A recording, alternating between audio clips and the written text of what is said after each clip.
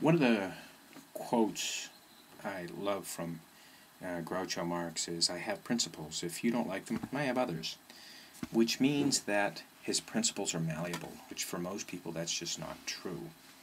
I had a client a few years ago, and I was talking to him. I said, "Look, you're a very principled individual. If you're with somebody and you're interacting with them, and you become more vital and more curious and happier, and they become more curious and more vital and happier, and it rubs against your principles," I said, "go ahead and put your principles to the side and just live your life and enjoy people and enhance their lives." He said that was one of the most significant things anybody had ever said to him, because he did live by these made-up principles. Another client of mine from Seattle, Washington, was an attorney. I don't think he's doing much of it anymore. But he said that if a client came to him and wanted to sue somebody else and said to him, "Look, this is a matter of principle. That's why I'm doing this. I don't really want to do it, but it's a matter of principle."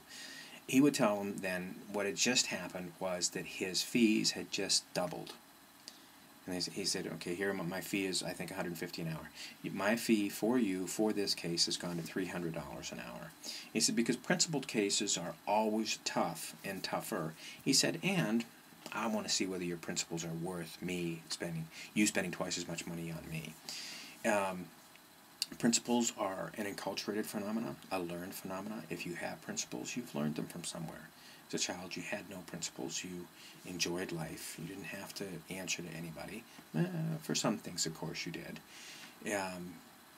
I was on the beach in Maui, and two of my children were born in a house on the beach, and Ian was, I don't know, 2.5, 3 years old, and my kids just ran naked around Maui. I mean, it's what you do on the island, you know. It's a great place to be. There's no reason to wear clothing, and if I do say so, my son is pretty well hung.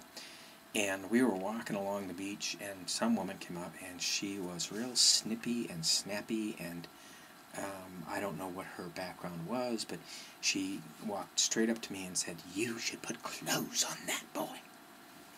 And I looked, I said, "Ma'am," I said, "I'm quite proud of that boy." I said, "I'm going to leave clothes off him as long as I can." And she came up and attacked for no other reason that she was offended. I wasn't offended. My son wasn't offended. My son was brown all over. She was offended. I wish she would have kept it to herself, but I had fun interacting with her anyway.